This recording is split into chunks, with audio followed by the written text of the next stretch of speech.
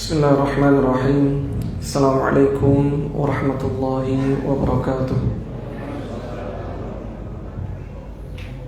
Innal hamdalillah nahmaduhu ta'ala wa nasta'inuhu wa nastaghfiruhu wa natubu ilayhi.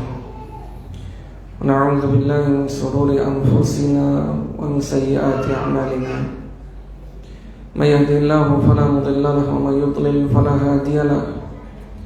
أشهد أن لا إله إلا الله وحده لا شريك له وأشهد أن محمدا عبده ورسوله لا نبي ولا رسول بعده.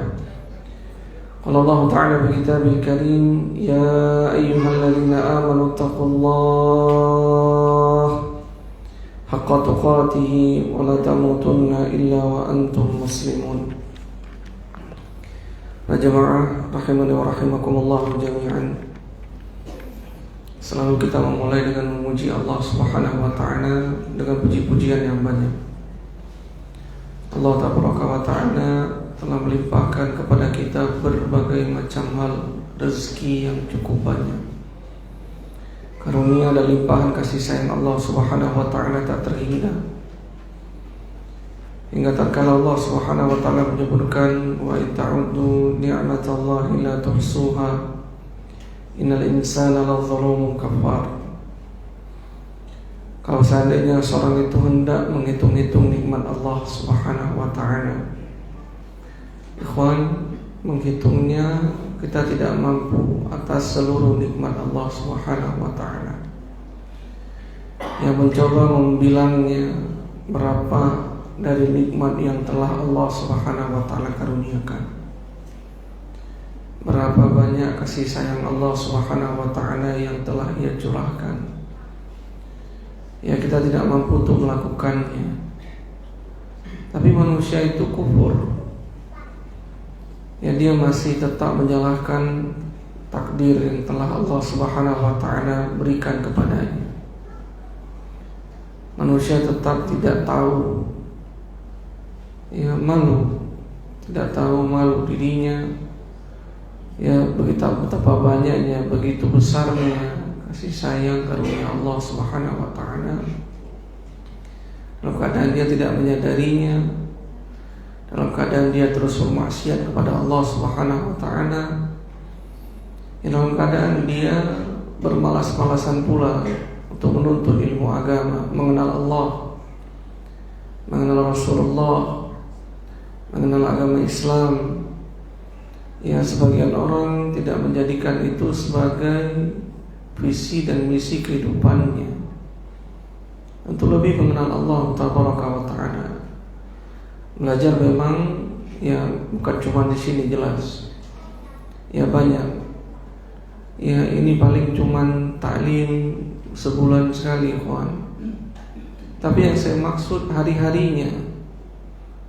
Ya apakah dia berusaha untuk mengangkat sesuatu yang selama ini tidak dia ketahui tentang Allah?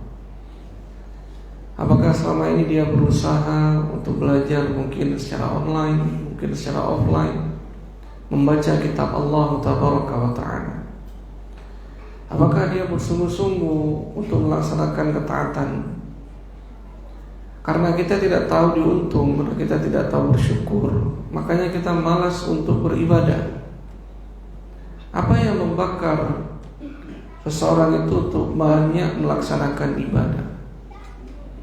Apa yang membakar seorang itu ihtimam ya di dalam sunnah? I'tisamu bis sunnati najah, kata Imam Az-Zuhri.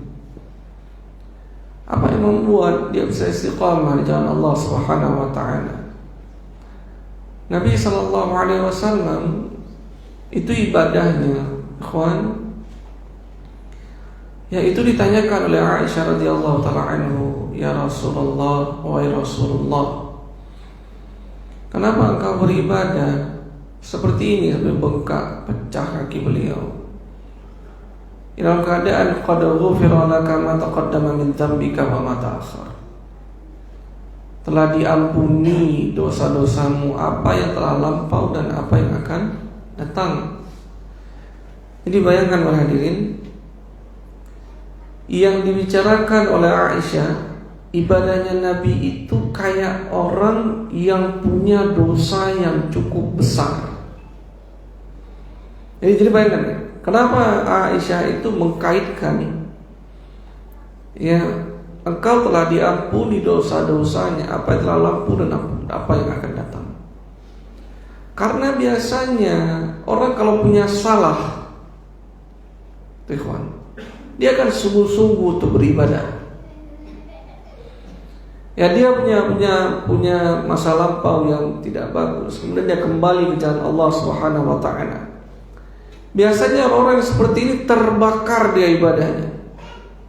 Semangat betul, kenapa? Dia nggak tahu dia dari kesalahan yang telah dia lakukan, menzalimi manusia. Dari kesalahan yang dilakukan, apakah dia menzalimi hak-haknya Allah Subhanahu wa taala? Kesalahan yang dilakukan dari menzalimi orang tuanya, keluarganya.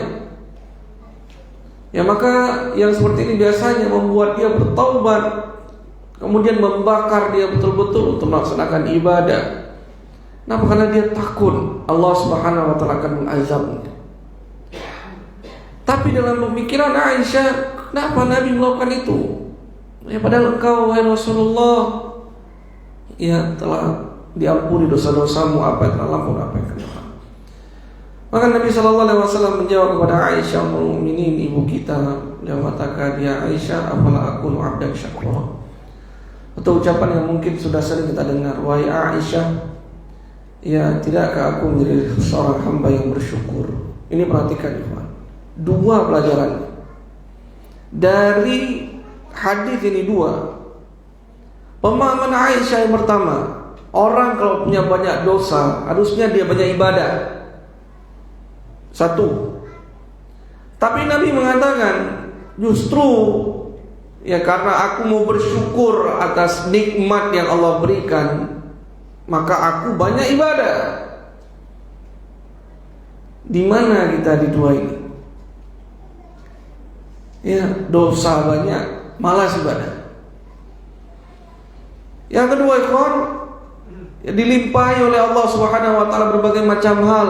Betapa banyaknya kesehatan yang sempurna, akal yang lurus. Yang paling besar itu bisa mengenal agama dengan baik, manhaj, metode beragama sebagaimana para as-salaf. Itu rezeki yang cukup besar, nggak sebanding dengan banyaknya dunia dimiliki oleh seorang. Ketenangan jiwa dalam mengarungi rumah tangga, kelapangan hati dalam membaca kitabullah. Ya, kutus layu hatinya tatkala tahajud di malam hari, dia bermunajat dengan Allah Tabaraka wa Ta'ala. Kerongkongannya yang kering itu menambah daya semangatnya karena puasanya, ya, kepada Allah Subhanahu wa Ta'ala. Kita tidak di posisi itu, tapi ya, semoga Allah Subhanahu wa Ta'ala mengampuni dosa. Oleh sebab itu Allah mengatakan, innal insana ladzalumun kafar. Sungguhnya manusia itu pelaku kezaliman, pelaku kekufuran. Kita ini zalim, kawan. Ya, jangan katakan kita tidak zalim. Ya, maka tatkala seorang dia paham dirinya itu pelaku kezaliman, dia tidak merasa dirinya tinggi, tidak pula dia merasa dirinya, ya, orang yang mulia di sisi Allah. Maka karena sebab itu kita perbanyak ibadah, bersungguh-sungguh, ikhwan, kemudian menyibukkan diri dengan aib diri sendiri lebih dibandingkan mengurusi orang lain. Tapi kita lanjutkan pembahasan kita, masih pada pembahasan tauhid. Ya, tapi saya udah lupa bab berapa kita ini. Bab pertama udah selesai. Ini kapten masih ingat tidak? Satu selesai kan? Udah masuk bab 2 ya? Udah masuk bab 2. Baik. Ya, kita masuk pada bab 2.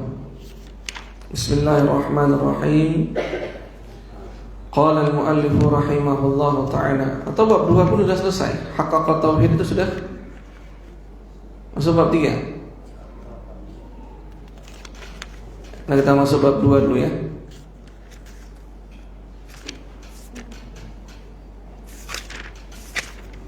Baik. Kalau fadlul tauhid itu bab 2. Bab 2 berarti. Baik, masuk kita pada bab 2. Qala al-muallif rahimahullah, bab fadlul tauhid wa ma yukaffiru minadz-dzunub. Bab yang beliau beri judul Asy-Syaikh Muhammad bin Abdul Wahhab An-Najdi rahimahullah taala, bab ya keutamaan tauhid dan bahwasannya tauhid tersebut bisa menggugurkan dosa-dosa. Ini adalah ucapan yang sangat penting, sesuatu yang sangat kita cari, ikhwan. Ya, gugurnya dosa-dosa yang dilakukan oleh seorang hamba.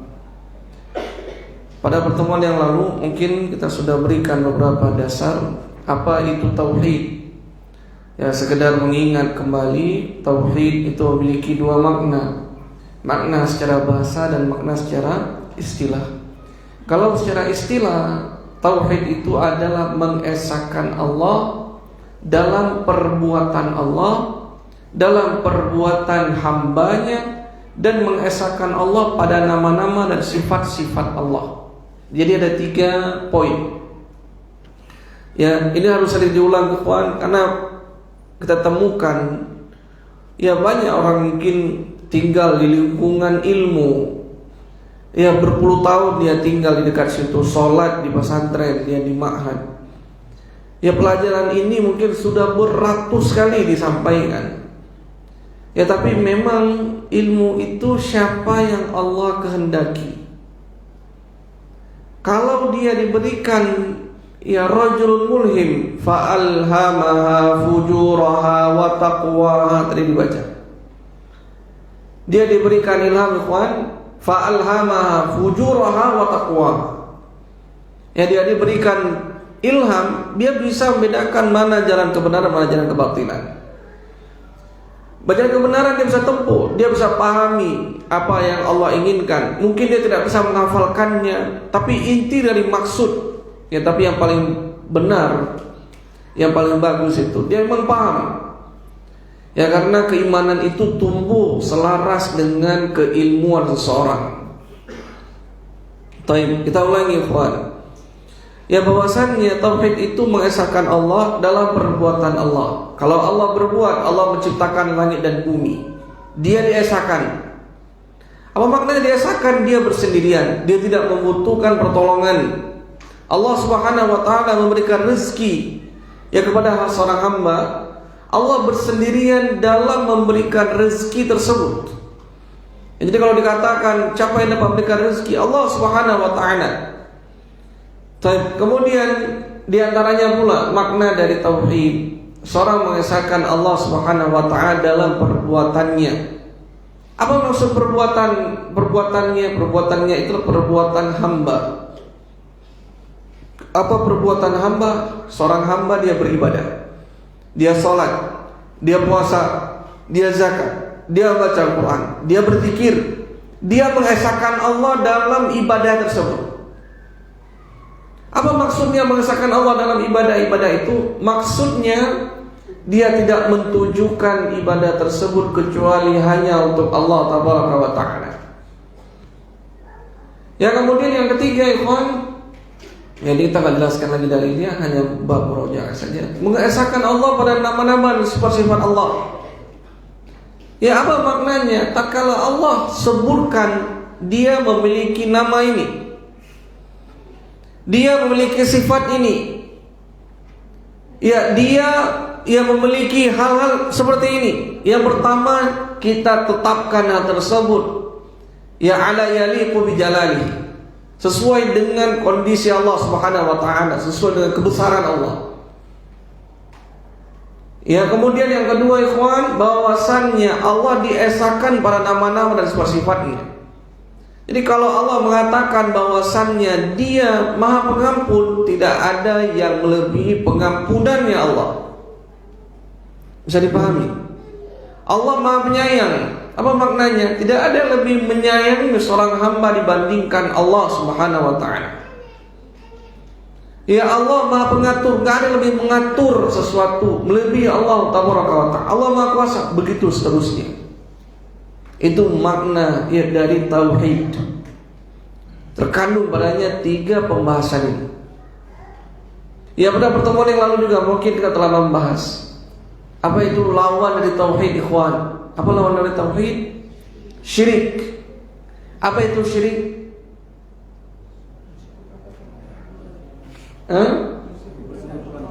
Mensekutukan Allah.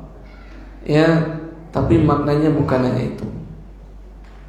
Apa syirik, ikhwan? Taswiyatu ghairullah billah fi khasaisillah. Memberikan kekhususan Allah kepada selain Allah. Ana ulangi, ini ingat baik-baik. Kaidah ini sangat-sangat penting. Apa syirik itu? Syirik sebenarnya enak kalau menulis ya. Kata Allah nggak ada tulisannya. Apa itu syirik? Menyamakan atau memberikan kekhususan Allah kepada selain Allah. Apa kekhususan Allah? Kekhususan Allah itu banyak. Di antaranya ibadah. Yang disebutkan oleh Bapak-bapak tadi termasuk di dalam itu. Memberikan ibadah yang khusus seharusnya diberikan kepada Allah, diberikan kepada selain Allah.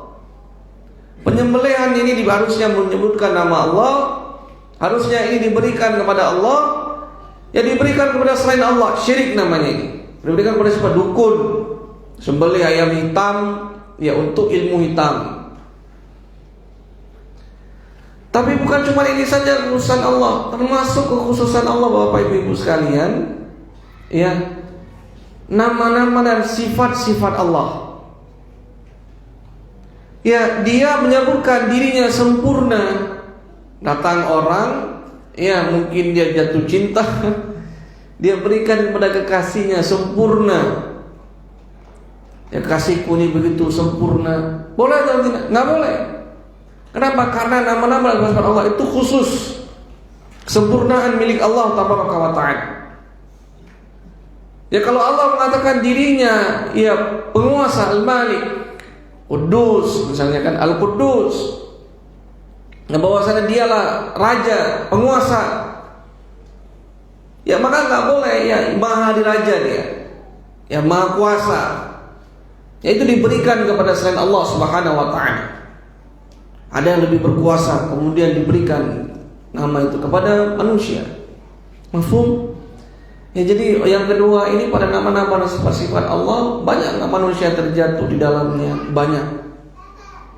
Ya pada nama-nama dan sifat-sifat Allah. Ya dia berikan kepada selain Allah.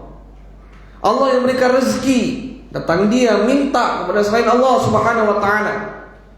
Ya kepada jin-jin, ya kepada kuburan-kuburan. Kalau dia mintanya kepada orang tuanya, seorang anak minta, ya itu pada sesuatu yang padanya ada syarat-syarat yang terpenuhi.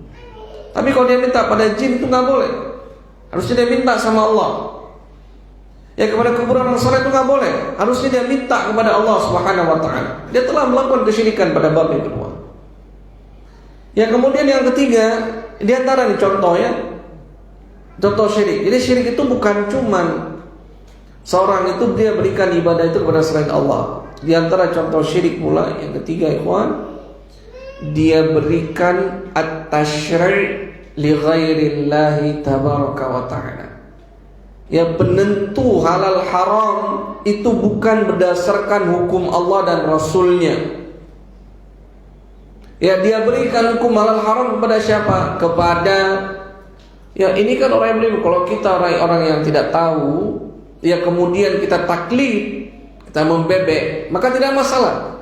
Tapi yang menjadi masalah, kita tahu ini ya ucapan dari seorang ini salah, keliru, tapi kita ikuti jalannya. Ya sebagaimana kalau yang ketiga ini dalilnya adalah Adi bin Hatim radhiyallahu taala anhu. Tatkala Nabi sallallahu alaihi wasallam atau ada sebuah ayat ya disebutkan dalam Al-Qur'an ya bahwasannya mereka menjadikan ittakhadhu ahbarahum wa ruhbanahum arbaban min dunillah. Mereka telah menjadikan rahib-rahib mereka, pendeta-pendeta mereka, Tuhan-Tuhan selain Allah. Adi bin Hatim tak kalah mendengar ayat ini, dia katakan, wahai Rasulullah, kami tidak pernah sembah. Ya, para pendeta-pendeta kami nggak pernah sembah pendeta-pendeta kami. Ya, tapi kemudian disampaikan oleh Rasulullah SAW, wahai Adi, bukankah pendeta kalian menghalalkan apa yang Allah haramkan, mengharamkan apa yang Allah halalkan? Ya, fattabi'uhum, coba perhatikan. Kemudian kalian dalam keadaan kalian mengetahui, kalian ikuti mereka. Maka dijawab oleh Adi bin Hatim, na'am, bala ya Rasulullah. Betul ya Rasul, kalau itu benar. Maka dijawab oleh Nabi, ini dalilnya, fatilka ibadatuhum lahum. Maka itu bentuk peribadatan kalian kepada mereka. Jadi jawab mereka, kekhususan Allah, dia menetapkan syariat. Kita berikan kepada selain Allah Subhanahu wa taala halal menurut tekulung bagian. Pokoknya gimana? Pendapat tekulung bagian. Ya, tapi ini pendapat Allah dan Rasulnya. Ya, mungkinnya penafsiran lain yang betul tekulung. Itu nggak bisa seperti itu. Sebab itu tatkala Imam Syafi'i rahimahullah, ya, Muhammad bin Idris sampaikan kepada beliau, ya, sebuah ucapan didatangkan kepada beliau, hadis. Kemudian ditanya, ya Imam, ya ada hadis, disampaikan kepada beliau hadis. Kemudian ditanya pertanyaan, at-ta'malu bihadzal hadis? Pertanyaan dari orang tersebut kepada Imam Syafi'i, kamu beramal nggak wahai Imam dengan hadis ini? Ya, mungkin hadis ini, wallahu a'lam, ya, memang nggak disebutkan secara lengkap cerita itu. Saya cuma dapat potongannya. At-ta'malu bihadzal hadis. Mungkin pendapat atau hadis ini itu menyelisih ucapan beliau. Ya, mungkin beliau pernah memberikan satu pendapat, ya, dari ijtihadnya beliau, dan beliau berhak untuk berijtihad. Tapi kemudian datang dalil, ya, yang membantah pendapat beliau. Kemudian dikasih pertanyaan itu, at-ta'malu bihadzal hadis? Wahai Imam, kamu mengamalkan enggak hadis itu? Apa jawaban Imam Syafi'i kira-kira, ikhwan? Beliau sebutkan, wahai haq, wahai fulan, celaka kau.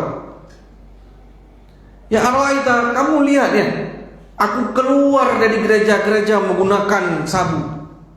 Yakni kalau dikatakan keluar dari gereja menggunakan sabu itu pendeta.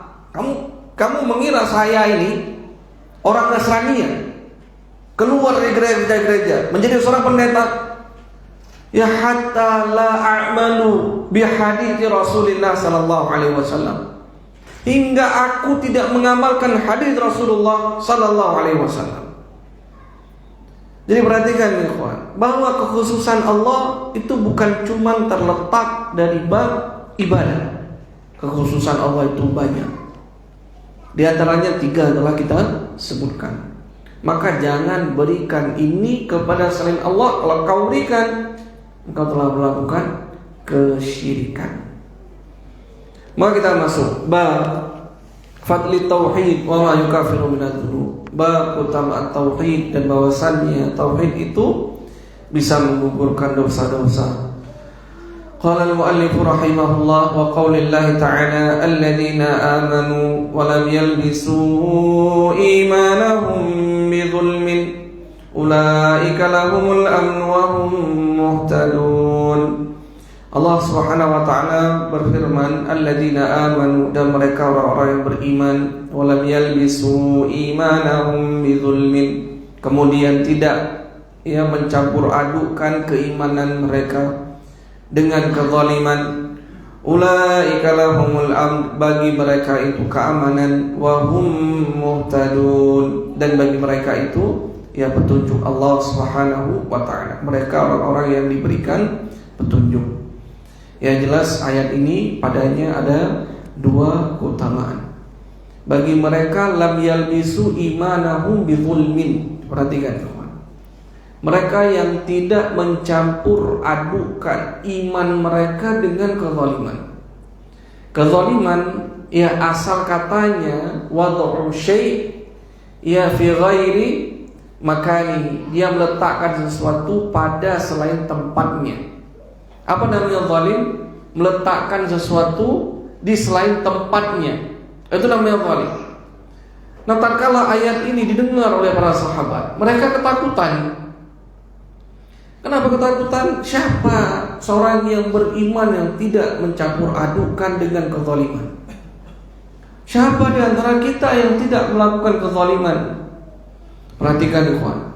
Ayat datang dibacakan kepada mereka, mereka takut dengan ayat.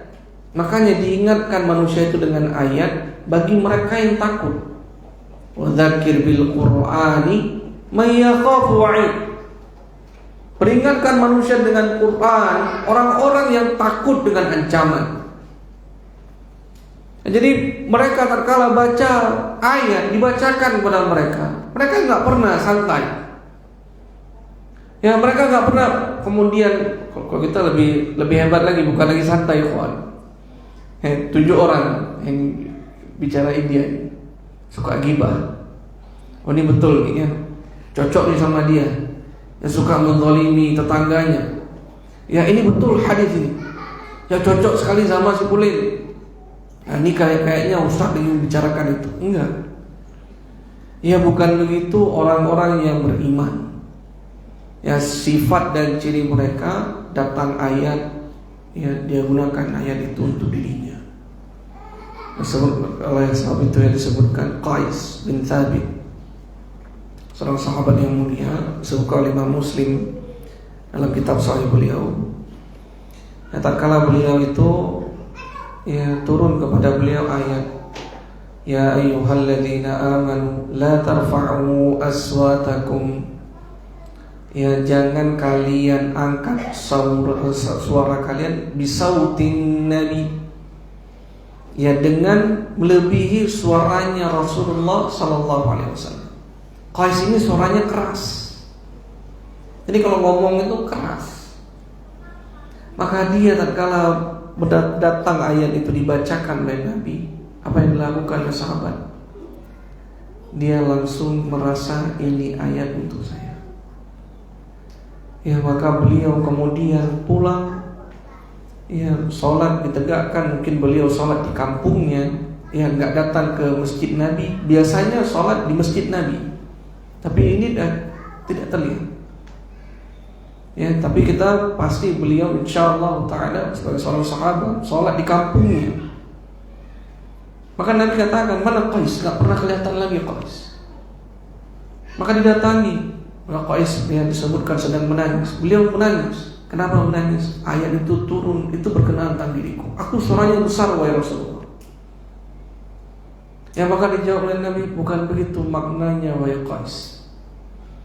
Ya, yang dimaksud adalah mereka yang melangkahi, ya tarfa'u sautakum, dia mengangkat, ya ayyuhalladzina amanu la tarfa'u aswatakum, jangan angkat suara kalian. Itu diantara maknanya, ya dia membangkang, dia tidak menjalankan sunnah Nabi, tidak menjadikan aturan Nabi sebagai aturannya, dia tidak patuh dengan hal tersebut.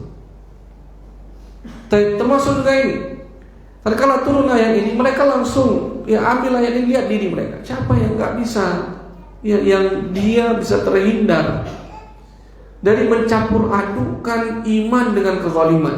Karena tadi menaruh sesuatu tidak pada tempatnya. Siapa yang setiap hal dia taruh pada tempatnya? Siapa yang tiap kali ngomong sesuai pada tempatnya? Ya, siapa yang tiap kali bersikap sesuai pada tempatnya? Yang manusia itu pelaku kezaliman. Tadi telah kita baca ayatnya, innal insana la zalumun kafar. Manusia itu pelaku kezaliman. Wahai Nabi, mereka bertanya, siapa yang tidak melakukan kezaliman? Tapi kata Nabi SAW, laisa kama taqulun, ini bukan sebagaimana yang kalian sebutkan, tetapi ini adalah makna ayat. Tatkala ya Allah Subhanahu wa taala menukilkan, atau Allah Tabaraka wa taala menyebutkan kisah dari Luqman ya inna syirka la zulmun azim. Sesungguhnya kesyirikan adalah kezaliman yang paling besar. Jadi maksud tidak mencampur keimanan dengan kezaliman, yakni tidak mencampur keimanan dengan kesyirikan. Ya, apakah ada orang beriman yang kemudian mencampur dengan kesyirikan? Maksudnya bukan iman kamilah, iman yang sempurna. Karena iman yang sempurna tidak akan mencampur dengan kesyirikan. Tapi ini iman sebagian, kemudian kufur sebagian. Sebenarnya dia tidak beriman secara keseluruhan. Baik.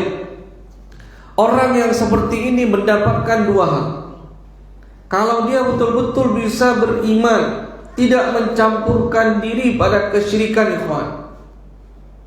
Tapi sebagaimana tadi, syirik itu luas maknanya. Kekhususan Allah jangan diberikan kepada selain Allah.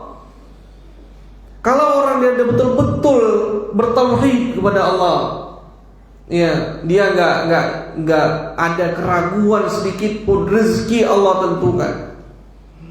Nggak ada keraguan bahwasannya Allah akan berikan jalan keluar di setiap kali ada musibah. Tidak ada keraguan bahwasannya apa yang Allah takdirkan itu pasti baik. Itu level tauhid. Ya, nggak banyak orang bisa mencapai derajat tersebut. Ya, jangan jauh-jauh ikhwan. Ya, sebagaimana mungkin pernah Anda sebutkan, tukang es krim kalau turun hujan langsung dia katakan, aduh hujan. Kenapa kalau hujan nggak ada yang beli es krim? Ya, ada yang makan es krim. Kalau hujan jadinya bandret nih, pisang goreng, bandret, mie rebus, itu yang laku. Jual es krim ada yang mau beli? Waktu hujan lebat, dingin, nggak ada yang beli. Kemudian keluar dari kalimat, aduh hujan, udah nggak ada rezeki. Tapi maka ucapannya ini itu menunjukkan bahwasanya tauhidnya tidak sempurna. Maka dua hal ini itu hanya bisa didapatkan oleh mereka yang tauhidnya itu baik.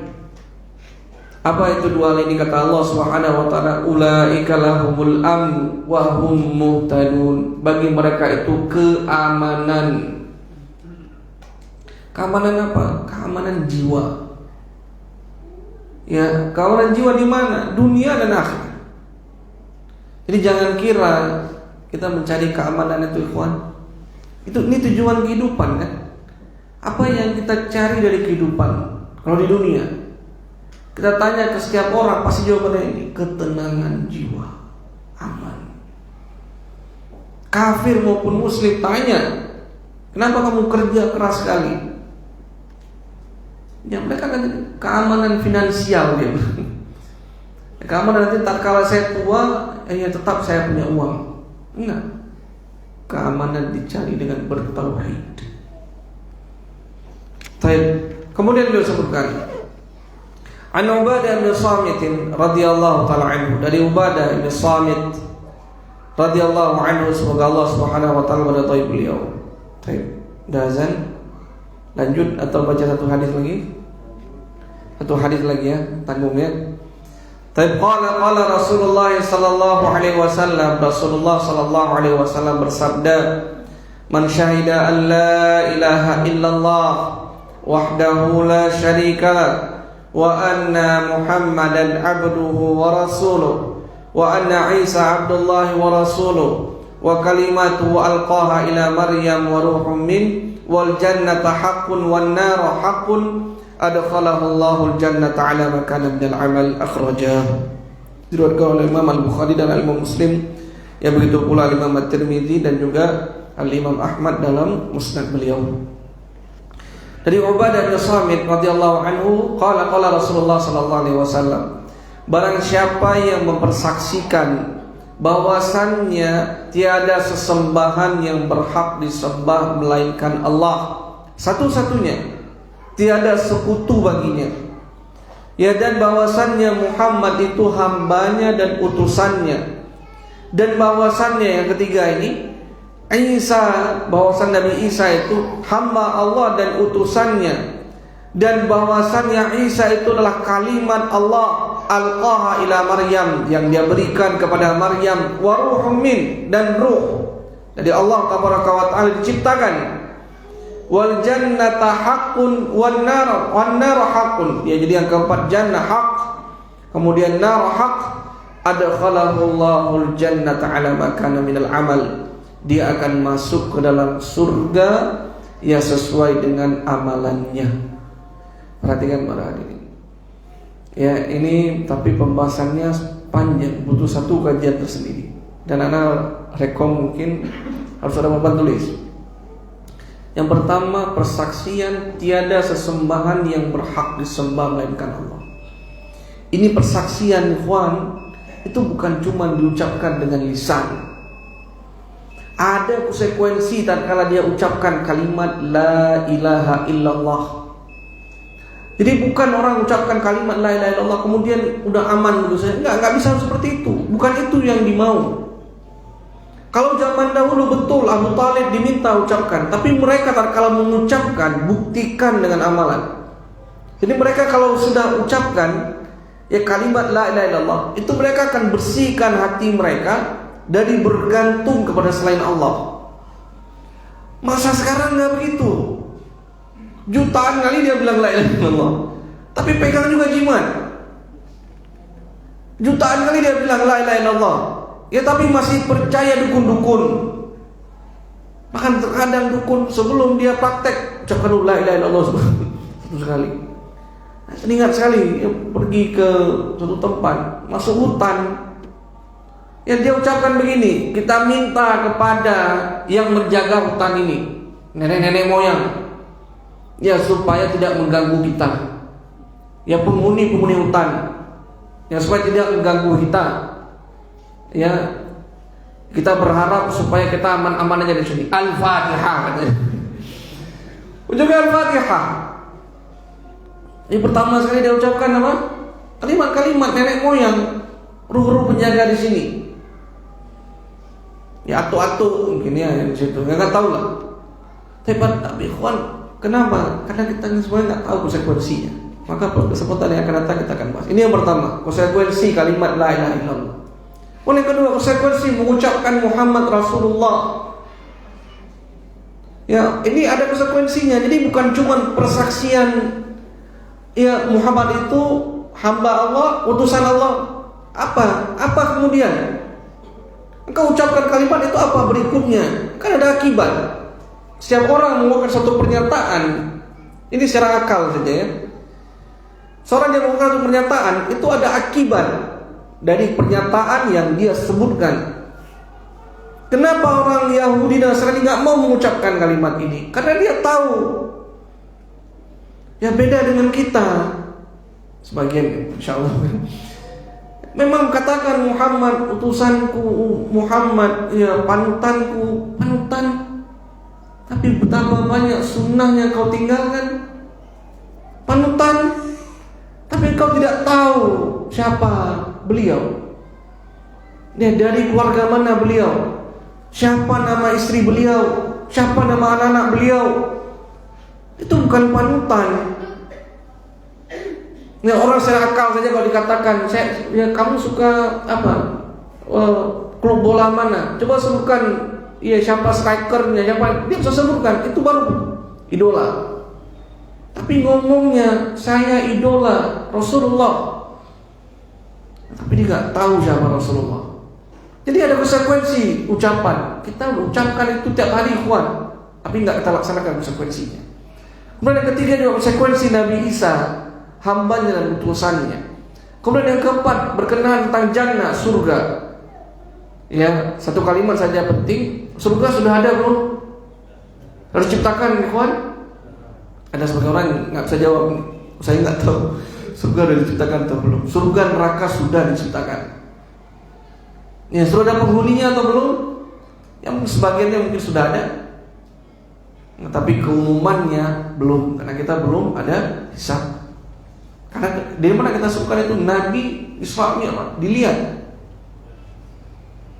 Baik, demikian. Dan juga kalau surga jelas ya ada yang menghuninya. Di antara Nabi Isa alaihissalam. Baik, wallahu taala a'lam bissawab. Siapa yang terakhir 5 ini, kalau dia bisa pahami, kemudian dia jalankan, dia akan masuk surga.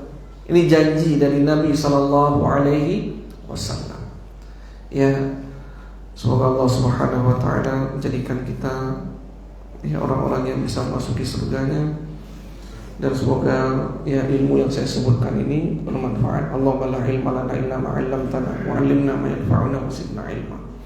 Tapi kita tutup, subhanakallahumma bihamdik, asyhadu an la ilaha illa anta, astaghfiruka wa atubu ilaik. Kita tutup. Assalamualaikum warahmatullahi wabarakatuh.